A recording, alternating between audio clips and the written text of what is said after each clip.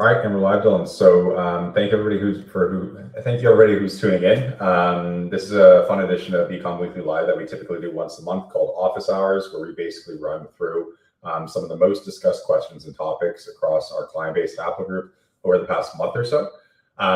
So with that being said, we'll dive right into it. Again, the goal of today is really just to share the most asked questions and heavily discussed topics from our client base over the past couple of weeks.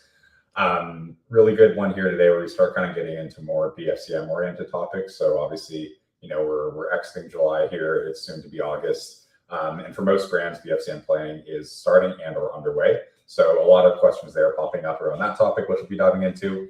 But before we get into the topics, we'll do a quick intro of both Dylan and myself. So Dylan and myself, both founding partners of Aplo Group and co-founders of Allen. A little bit more context there for you all tuning in, so you have some context before we dive in. Aplo Group is a direct consumer growth firm. We've worked with over 150 brands. They range anywhere from startup to high figures in annual revenue on the D2C side.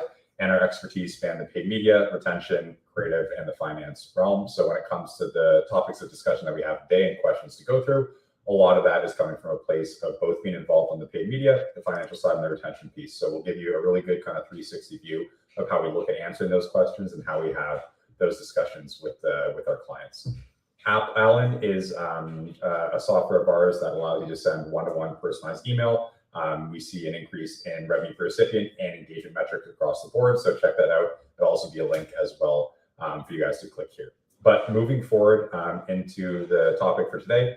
So we'll dive into the most asked questions and topics. If we have time, we'll go through a little bit of Q&A. But to kick it off, Dylan, first question here. What do we do if summer performance was slow? So we'll kick it off with that one. That was something that you and I chatted about before. A lot of questions there that we've also been chatting with about prospective brands that we're talking to too. So we'll hand it here to you to kick it off. Yeah, so anytime that summer performance is slow, I think the first thing that has to be done is to go back and review historical data from summers past. I think too often performance comps tend to be done on month-over-month basis and not on year-over-year basis. And both are valuable because obviously you still want to be growing, ideally month-over-month if possible. But for some brands, the seasonality is just so extreme that even though you might be having 30% year-over-year growth, you might be having 15% month-over-month declines. And it's super typical for brands in particular in May, June, July to have slow periods of performance, in particular in June and July, which then tends to pick up towards the mid to end of August. So this is very typical. There are some nuances to this. You can get around it perhaps with certain sales or promotions. You can sometimes do other marketing activities such as product launches to try to bring in more revenues. But more often than not, the biggest mistake we see in the summer is brands will basically assess that revenue is down and start making changes. The problem with changes is changes don't necessarily yield better performance. You might say, hey, I'm going to change up my creative strategy, my ad account structure, my email marketing messaging, yada, yada, yada. And sometimes when you're doing this urgently because you feel like you have to fix something, it actually can have negative consequences. So in general, we generally recommend to try to focus on analyzing things year over year in this case and actually validating if there's a real issue or if it's just a seasonal trend. And then working from there to understand that you have to be risk adjusted in making changes and that you don't want to go backwards and focus instead on low hanging fruit that might be able to boost sales if that's truly needed. And then additionally, more often than not, it's also just a waiting game for the fall when things tend to start picking up. Yeah, and I think too, the best thing to do is obviously be prepared going into this period of time. And if you have pretty strong seasonality year over year, where you do have a pretty good dip in the summer, even if you're having a rocket ship year, you're likely still going to see a proportional decline in performance over the summer in comparison to years past too. And I think that's something that we see a lot of when we're doing audits and also bringing new brands on at Aplo and chatting with them about that. So I think being realistic going into it is also very important, and understanding that even if you are doing really well throughout the year, you will likely see some sort of proportional year-over-year decline if this is a slower time of year, which in most cases for many D2C brands it is. And really like the point there too, Dylan, about change also can yield worse results. So it's also something that you have to be realistic with and just understand like what season of the year are you in, and kind of go from there. But we'll dive into the next question, which is how should I think about BFCM inventory planning? So obviously now that we're kind of getting into the August September period, you have a lot of brands making POs for the BFCM period, and getting prepped for that. So we'll shoot it over to you, Dylan. How should people think about the FCM inventory planning, and what have the conversations been like around this topic with our client base in the last couple weeks here? Yeah, so I think that like the biggest thing I'll always flag with this question or idea is you don't want to risk the business on inventory planning for BFCM, meaning that, you know, you don't want to put excess risk that you don't need to. So we've seen many instances of brand founders opting to make huge POs to try to chase a really big target. And sometimes that's okay. And sometimes that's actually a risk adjusted thing to do. But you really have to make sure that if you go for a really big scenario on the upside, that you also plan for a downside scenario. And in the event you buy for the upside scenario and the downside scenario comes to fruition, that from a balance sheet perspective and an overall financial health standpoint, you're still good going into the new year. Um, a few kind of quick tips is that if your product is either super seasonal or has high obsolescence risk, i.e., like it may not be relevant some number of months into the future, you really have to be careful with not over ordering. Because if you're a BFCM seasonal brand, it may then take you until next year, depending on your scenario of how you forecast, to move through some of those units, and that may not be an option really, or it may be a really bad option from a cash flow standpoint. In those situations, betting smaller can sometimes be a better risk-adjusted endeavor. Alternatively, if BFCM is big for you, but so is Q1, all of a sudden you might be a little bit more isolated and have more opportunity to take greater risks because you don't expect such a drop in revenue come the new year. So really it comes down to how durable is my revenue and how durable is the sell through of my products, meaning like, do they change a lot depending on time of year? If revenue is durable, relatively consistent, regardless of time of year, and you can have confidence and conviction in what's going to be moving, oftentimes that's a more durable and forecastable business that allows you to be more aggressive with your inventory purchases. Yeah, and you did a really good live actually this week with John Blair from Freakigo CFO on this topic. So if any of you tuning in want more of a deep dive on this specific piece and just kind of planning for BFCM, that was a really good piece that you did with John on our Ecom scaling show live. So please check that out. Really good stuff on this topic, and really good perspective from John on the CFO side too. So this is kind of a question I know we're talking about at all times of the year, but I guess right now, Dylan, why is it so important? What are we discussing here in terms of the attribution side and which setting you should be using?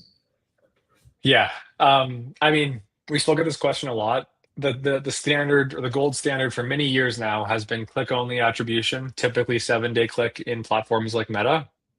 The general reasoning behind this is, especially if you're high LTV or have multiple sales channels or like traffic channels that are effective, typically 7-day click is going to be more correlated with driving net new customers or net new revenue. Whereas view attribution can sometimes cause over remarketing to occur and in turn hurt the scalability and or incrementality of your campaigns in general. So I still think that that is good advice. We're seeing in Meta specifically, they have a new tool called incremental attribution, which essentially means they're only going to track a conversion to a campaign if the platform believes that order would have only occurred due to the ad being shown, or otherwise said the order would not have occurred had the ad not been shown. So that can be good as well. But for most brands, sticking with click is generally still going to be the best. There are cases where it doesn't really matter if view is included, but it's still just more often than not, 7-day click is generally better. Tried and true there. Okay, move forward to the next one. How do I forecast when I should be spending the most in Q4? And I think one good thing to touch on here too is leading up to the peaks in Q4. How should you understand how much you should be allocating to those months as well? Think of like September, October in advance of peak Q4 season, as it pertains to building up that active customer profile to then market to more heavily on the email and SMS side. Obviously, that's something that is fairly talked about and also done in the space. So yeah, I'll dive into this one, I guess, in terms of how we've been talking about this with our clients. Yeah, so it sort of comes down to your sales cycle, um, from click from first click to eventual purchase. So, for example, let's say you're selling something that is incredibly expensive, like $1,000 plus AOV.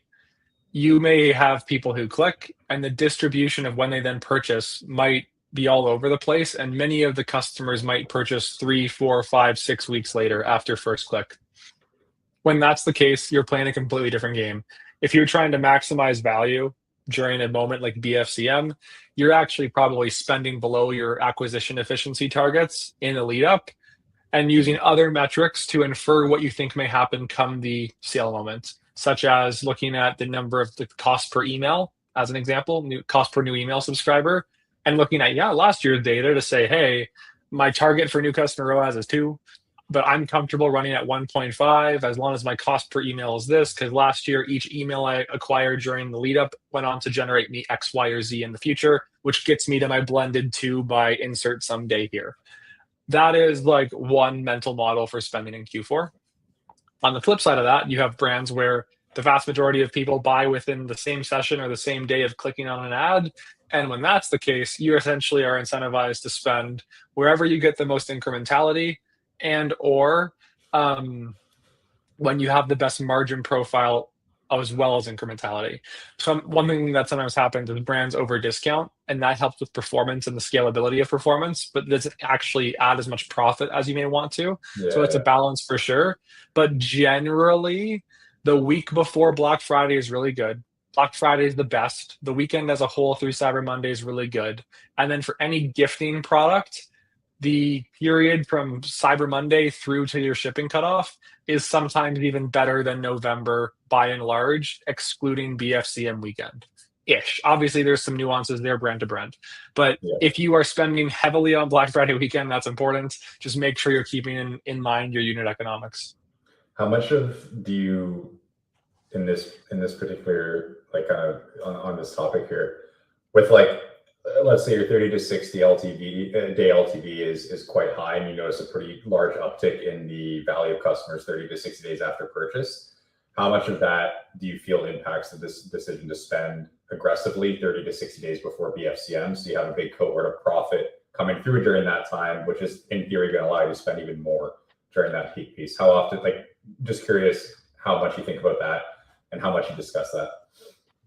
Yeah, I think that that is totally a thing that gets discussed. It's maybe even a little bit outside of Q4 because it's often like the Yeah, end of Q3. yeah, Oftentimes, August and September are great. October is hit or miss for some brands at the beginning of Q4, so sometimes there's less opportunity to really lean in. But there are many brands where if you look at your cohort analysis, which is basically the percentage of people who come back after each month of being acquired, um, you'll often find that the August and September cohorts have phenomenal like 2 to 3 to 4 month LTVs due to the proximity to BFCM. November, December. Yeah, yeah. And it makes sense to lower your CAC targets during those times. So super common. Yeah, and I think that's something that really important because I find that a lot of the brands that we speak to that we're auditing and running through our proposals to a lot of times don't do that exercise, and there's a lot of time a lot of times kind of a missed opportunity for lack of a better term that they could be capitalizing on during that time. But yeah, we'll jump into the next question. Um, how should we approach the email and SMS marketing calendar for Q4? So this kind of feeds a little bit in off of the last question as well. But we'll let you kick it off here, Dylan, and we'll go from there. Yeah, I mean, obviously you want the email and SMS marketing calendar to like connect with like the broader marketing strategy for the entire holiday period.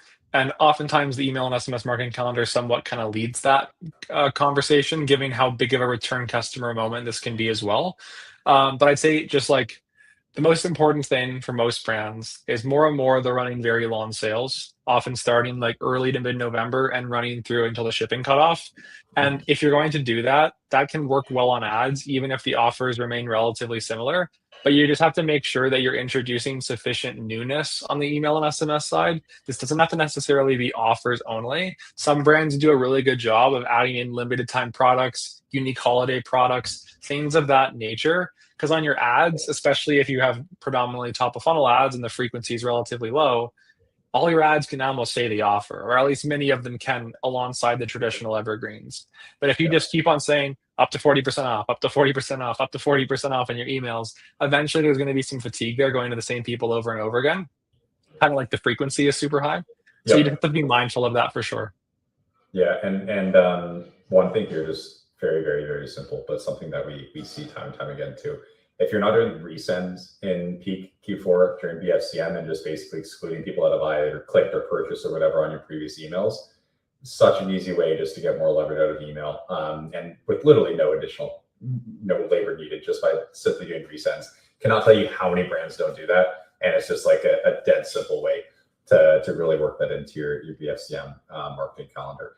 And then ultimately, like to your point about fresh content, Dylan, and whatnot, shameless plug here of Alan and what we're building on that side. I think that's something that's really cool for periods of the year like BFCM, where you can essentially have not only personalized emails being built, but essentially net new creatives automatically being made on an individual basis. And for high volume times of year, that's incredibly useful, not only to understand what types of assets are actually performing best, but also just to continuously have fresh new creative being built, as opposed to building something at like 90 emails for November for a brand that's really, really high sender. So a lot of cool stuff there. I'm just trying to think if there's anything else on the email and SMS side to go into. I guess also one important thing too is looking at what your return customer contribution margin goals are and what you essentially need from that cohort of revenue to actually make you make everything to hit your financial targets in that period of time. And then also working backwards from there to understand how many campaigns should I in theory be sending in order to generate the amount of revenue that I want to be generating or that I should be generating from the return customer side. So also something that you can kind of weave into there, where that gets into more of the forecasting side as well. 100%. Yeah. Anything else there, Dylan, on your end with this topic or any of the other pieces we discussed? All good? I think that's all good. Cool. Awesome. Well, short and sweet one there, but hopefully for everybody watching, that you guys have good insight into the most discussed topics over the last couple of weeks here. We do this edition every single month, so we'll be doing another one end of August, which will be really getting into the lead up to BFCM in Q4. So make sure to tune into that one. But yeah, thank you everybody for joining, and we'll wrap it there. But thank you, Dylan. Awesome.